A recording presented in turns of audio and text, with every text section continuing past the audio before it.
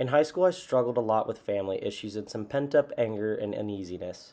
My dad was absent from my life throughout my childhood, so it always frustrated me to see kids with their perfect families.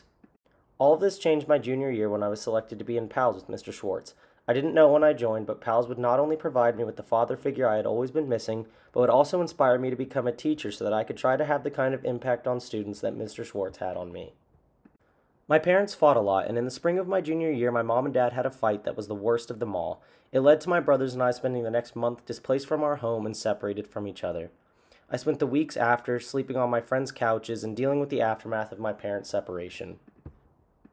My mom and younger brother stayed together, but my older brother and I had to find places to live while we dealt with the chaos. I have never felt more alone in my life, and I was stressed about things that kids my age should never have to worry about. I kept most of what happened under wraps at school. None of my teachers and only a handful of my friends knew. No teachers, that is, besides Mr. Schwartz. He recognized something was off and pulled me aside in class to talk. He talked me through the situation and did his best to understand. We talked for a while that day, and he continued to check on me afterwards. Over the rest of my time in high school, I continued to work with Mr. Schwartz and pals, and I was even his student aide during my senior year.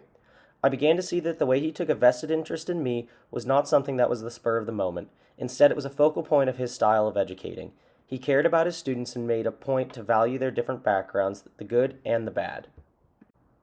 In his novel, Eyre says that when teachers value their children's opinions and experiences, children begin to think more openly and we begin to see them differently.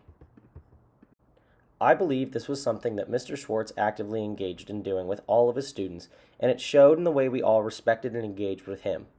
He helped us open up and do some amazing things. Mr. Schwartz is the reason I want to be a teacher. He changed my life and impacted so many others, and I want to have the same opportunity to make a difference the way he did.